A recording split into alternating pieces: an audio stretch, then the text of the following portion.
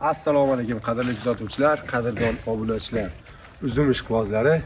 Qadrli kuzatuvchilar, bugun 2026-yilning bugungi sanamiz 17-yanvar sanasida turibmiz.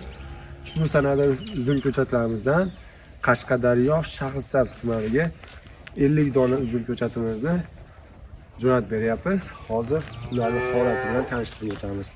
Qadrli kuzatuvchilar, mana bu qo'limda turgan bu Rizamat uzumimiz. Rizamat uzumimizdan 10 dona. Mana bu ketmon sopi uzum ko'chatimizdan 10 dona. Keyingisi mana Oqdamizki ko'chatimizdan ham 10 dona. Mana o'sha eng hozir yurtimizda mashhur bo'layotgan Avatar F1 uzum ko'chatimiz. Bu mahalliy ko'chatimiz. Mahalliy ko'chatimizdan ham bu F1 ko'chatimizdan ham 10 dona hamda Mers ko'chatimiz. Bu uzumimizni bilasizlar, qora yumaloq shaklda Mercedes emblemasi shaklida bo'ladi. 5 xil navdagi uzum ko'chatlarimizdan 10 donadan dastlabki qilib beryapmiz. Ko'chatlarimizdan bor, xudo xolasa sizlarga ham optim donaga kerak bo'lsa, bemalol aloqaga chiqib qo'yasizlar. Hozir buni qanday upakovka qilinish jarayonini sizlarga ko'rsatib o'tamiz.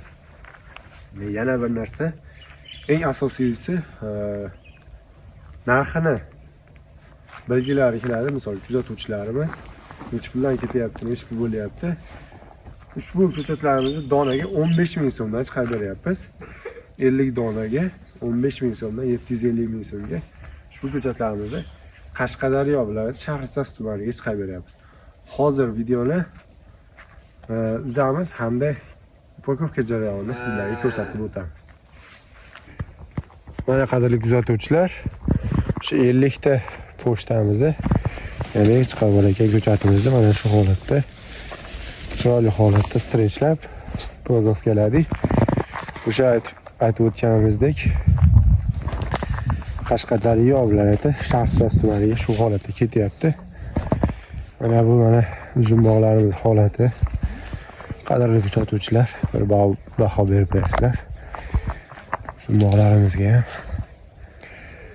Kimga ana shu holatda uzum ko'chatlar kerak bo'lsa, ko'chatlarimiz sizga mana shu holatda yetib boradi. Bemalol ekrandagi raqamga qo'ng'iroq qilinglar. Ko'chatimizni sifatiga, naviga kafolat beramiz. Sog' bo'linglar, salomat bo'linglar. Like bosib, fikrlarni kommentariyada bildirib qo'yinglar.